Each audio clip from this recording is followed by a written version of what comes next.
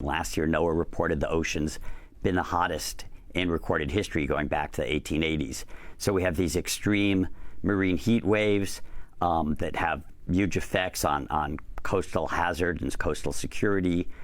It's also 80% of the world's coral reefs were bleached last year because of the warming of the ocean. The kelp forests are the world's other forest crisis that's happening. We've lost over half the kelp forests that still are more extensive than the Amazon rainforest. And so we're in this crisis, and they're blinding us to understanding that crisis, because our understanding would direct us to rapidly transition off of fossil fuels, which are overheating and acidifying our ocean. The last marine heat wave that hit the West Coast basically destroyed 95% of the kelp forest in Northern California.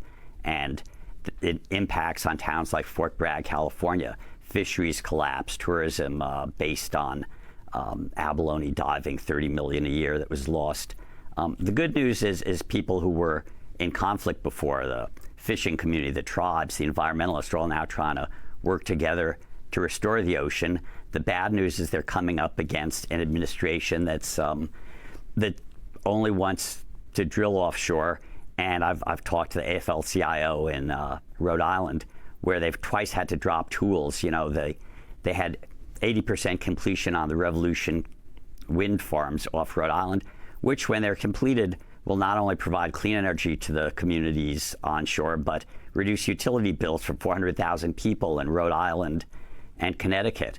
On the West Coast, people are out of work because of the loss of kelp and fisheries. And, so it doesn't make economic sense. I mean, we're literally at the point where it's cheaper to produce clean energy than to produce coal and oil.